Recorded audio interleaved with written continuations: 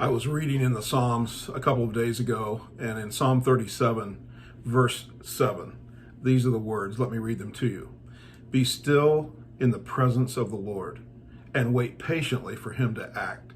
Don't worry about evil people who prosper or fret about their violent schemes.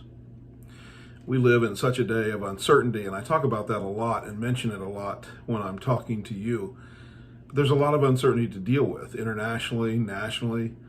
Of course, states are trying to figure out how to manage a crisis, and we live through them. We've got elections, we've got things that are up in the air, and there's a lot of questions that people have. And then you put on top of that the stresses and things that we deal with in our lives and our work and our families and relationships and all the things that go with it. The psalmist gives us this very simple little instruction. There are three things that stand out here. Be still, wait patiently, and then don't worry or fret. Now, those are really easy things to say, but I want to go over them with you for a moment and just kind of look at what that means. Be still. He says be still in the presence of God. You can't be still on your own, but if God's presence is there, just wait and be patient. That's the second one, of course. Wait patiently. Wait patiently, it says, for him to act.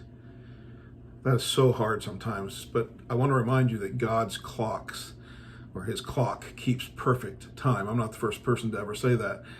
I'm quoting someone else, but God's clock keeps perfect time. He's never early and he's never late. He knows exactly when he needs to show up. And then it says, don't worry or fret about evil people and their schemes. This is a big deal.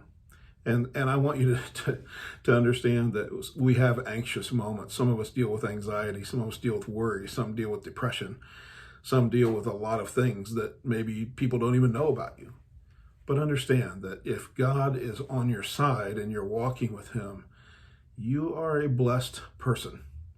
One of my favorite authors or songwriters or hymn writers is a lady by the name of Annie Johnson Flint. She suffered with rheumatoid arthritis her whole entire life until early on in her life she became bedridden.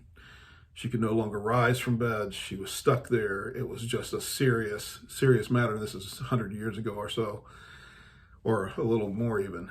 She developed bed sores. She had the ravages of cancer. Her attitude through all of this, I don't know if every day her attitude was great, but it was often, her struggles were often expressed in the poems that she wrote, some of them which became hymns. One of them I want to share with you today. You may or may not have heard these words, and I'm not going to sing them. That's a good thing. But I'm going to read them to you as sort of a poem. She wrote, in the midst of all of her struggles, he giveth more grace when the burdens grow greater. He sendeth more strength when the labors increase. To added affliction, he addeth his mercy. To multiplied trials, multiplied peace. She said, when we have exhausted our store of endurance, when our strength has failed ere the day is half done, when we reach the end of our hoarded resources, our Father's full giving is only begun. She ended that poem with this chorus: his love has no limit. His grace has no measure. His power has no boundary known unto men. For out of his infinite riches in Jesus, he giveth and giveth and giveth again. I know, like I said earlier, it's easier to say don't worry. It's easy to say be patient. It's easy to say be still.